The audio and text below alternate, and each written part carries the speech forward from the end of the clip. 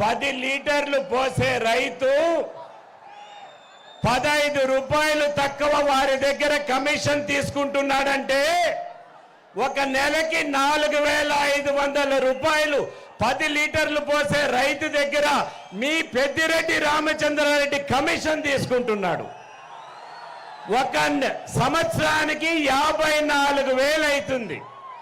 4 సంవత్సరాలకి 2,16,000 రూపాయలు ఒక 10 లీటర్లు పాలు పోసే ఆయన దగ్గర కమిషన్ తీసుకుంటున్నా అంటే ఒక్కసారి ఆలోచన చేసుకోండి. 9,60,000 15 రూపాయలు అంటే 9 లక్షలకు రోజుకి పుంగునూరు ప్రజల దగ్గర రైతుల దగ్గర పాడి రైతుల దగ్గర కమిషన్ తీసుకుంటున్నది మీ పెద్దిరెడ్డి రామచంద్రారెడ్డి కాదా అనేది ఒక్కసారి ఆలోచన చేసుకోండి. లెక్కలొచ్చా? సంవత్సరానికి ఎంత అవుతుంది? 33 కోట్లు కేవలం పుంగునూరు 4 మండలాల్లో కమిషన్ తీసుకుంటున్నాడు. ఒక 4 సంవత్సరాలైతే ఉత్త పాడి రైతుల దగ్గరనే 132 కోట్ల రూపాయలు కమిషన్ తీసుకున్నాడు. ఇదే శివశక్తి డైరీ పెద్దిరెడ్డి రామచంద్రారెడ్డి గారు. మామిడి తోటలు ఉన్నాయా? మామిడి తోటలు ఉన్నాయా? జ్యూస్ ఫ్యాక్టరీకి వేస్తున్నారా? కలెక్టర్ చెప్పిన రేట్ ఎంత? 17 రూపాయలు కేజీకి ఇవ్వమని కలెక్టర్ ఆదేశాలు ఇస్తే రైతులకి 8 రూపాయలు 9 రూపాయలు ఇచ్చి 10 రూపాయలు కమిషన్ తీసుకుంటున్న వ్యక్తి ఈ పెద్దిరెడ్డి రామచంద్రారెడ్డి కాదా అనేది ఒక్కసారి ఆలోచన చేసుకోండి. అది దౌర్జన్యంతో రౌడీజంతో పోలీసు కేసులు పెట్టి మామిడి పండ్లు రైతులకు మామిడి పండ్లు పండించే రైతులకు ఎంత కమిషన్ తెలుసా? 50 కోట్ల రూపాయలు కమిషన్ తీసుకుంటున్నాడు కేవలం పుంగునూరు నియోజకవర్గంలో మామిడి రైతుల దగ్గర. ఒకసారి మీరు లెక్కలేసుకోండి. 132 కోట్ల రూపాయలు పాలు నుంచి 150 కోట్ల రూపాయలు మామిడి రైతుల దగ్గర నుంచి కేవలం పుంగునూరు నుంచే ఇంత కమిషన్ తీసుకుంటున్నాడు. ఇదే కాదు, 3 ప్రాజెక్ట్స్ మొదలు పెట్టారు. 3 ప్రాజెక్ట్స్. వినాలి మీరు, ఇంటే మీకు అర్థమవుతుంది. ఆవులవాళ్ళపల్లి దాంట్లో రైతులకు సంబంధించిన 1500 ఎకరాలు తీసుకొని 40 ఏళ్ళు 50 ఏళ్ళు మామిడి చెట్టు ఉంటే ₹1 వారికి కాంపన్సేషన్ ఇవ్వకన్నా పూర్తిగా దగ్గర 670 కోట్ల రూపాయలు ప్రాజెక్టు మొదలుపెట్టి రైతులకు అంతా నష్టం చేసిన వ్యక్తి ఎవరంటే ఇదే పెద్దిరెడ్డి రామచంద్రారెడ్డి గారు. నేటిగుట్టపల్లి 700 కోట్ల రూపాయలు. అదేవిధంగా ముదివేడు తమ్మలపల్లిలో దగ్గర 2,000 కోట్ల రూపాయలు. అంటే 2,000 కోట్లలో ఏమి పర్మిషన్లు తీసుకోకన్నా రైతులు చెప్పకన్నా 100 కోట్ల రూపాయలు నేషనల్ గ్రీన్ ట్రిబ్యునల్ వారిపైన ఫైన్ వేసింది. పాపం చంద్రబాబు నాయుడు గారు ముఖ్యమంత్రిగా ఉన్నప్పుడు జీవోఎంఎస్ 59 ద్వారా పంచాయతీరాజ్ ద్వారా 2,440 రోడ్ల కోసం 3,576 కోట్లు చంద్రబాబు నాయుడు గారు శాంక్షన్ చేపించారు ఏషియన్ ఇన్ఫ్రాస్ట్రక్చర్ ఇన్వెస్ట్మెంట్ బ్యాంక్ నుంచి, AIIB. దీంట్లో చంద్రబాబు నాయుడు గారు ఈ వైఎస్ఆర్ ప్రభుత్వం వచ్చిన తర్వాత 700 కోట్ల రూపాయలు 5 రోడ్లు తీసుకొని అవి కూడా కేవలం PLR కంపెనీనే పుంగునూరులో తమ్మలపల్లిలో అన్ని రోడ్లు క్యాన్సిల్ చేసేసి ఆ రోడ్లు కూడా PLR కంపెనీ శాంక్షన్ చేపించిందేమో చంద్రబాబు నాయుడు. కమిషన్ ఎవరు తీసుకుంటున్నారు? పెద్దిరెడ్డి రామచంద్రారెడ్డి.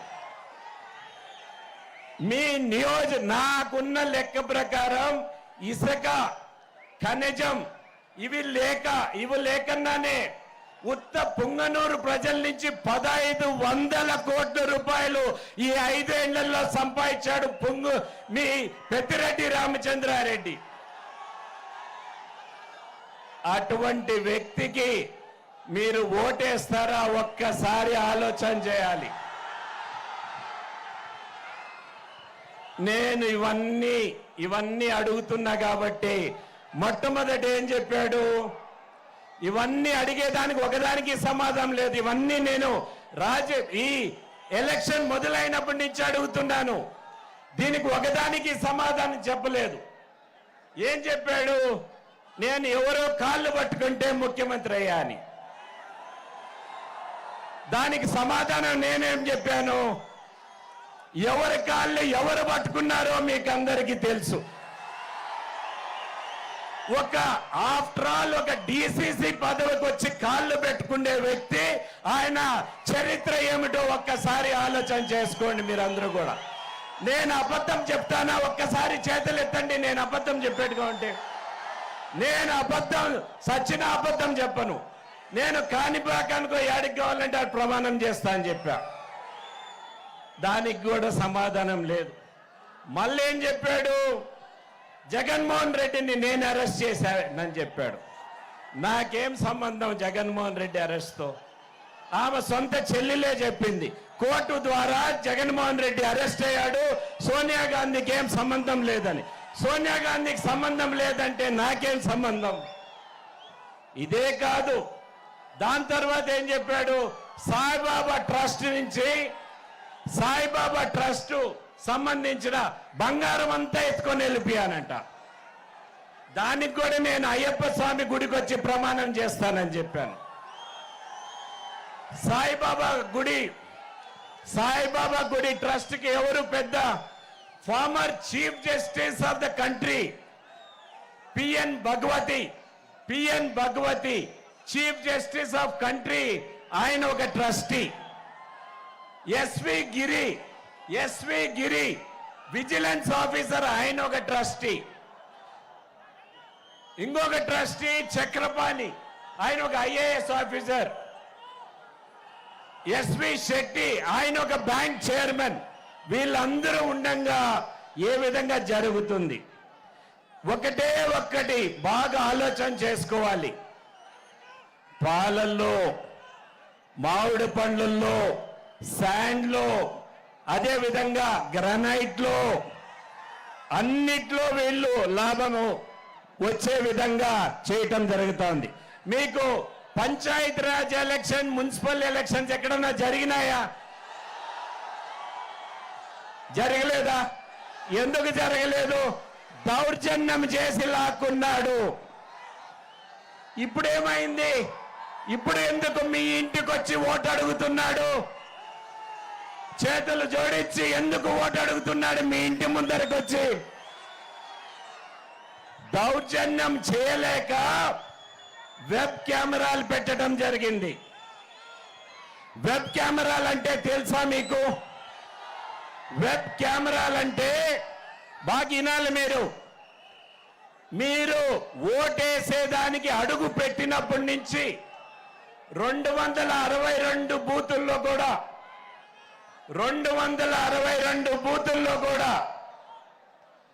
వెబ్ కెమెరాలు ఓటేసినప్పటి నుంచి రికార్డ్ అవుతుంది. అన్ని బూతుల్లో మీరు ఓటుకి అడుగు పెట్టినప్పటి నుంచి ఓటు నుంచి బయట వచ్చేంత వరకు రికార్డ్ అవుతుంది. అక్కడ ఎక్కడైనా గొడవ జరిగితే సిఆర్పిఎఫ్ పోలీస్ నేరుగా ఆ బూత్లోకి వస్తారు, వారిని అరెస్ట్ చేస్తారు. మీకు ధైర్యంగా స్వేచ్ఛగా ఎవరికి ఓటేస్తారో మీరు వేసుకునే హక్కు ఈరోజు మీకు వెబ్ కెమెరాల వల్ల వచ్చింది.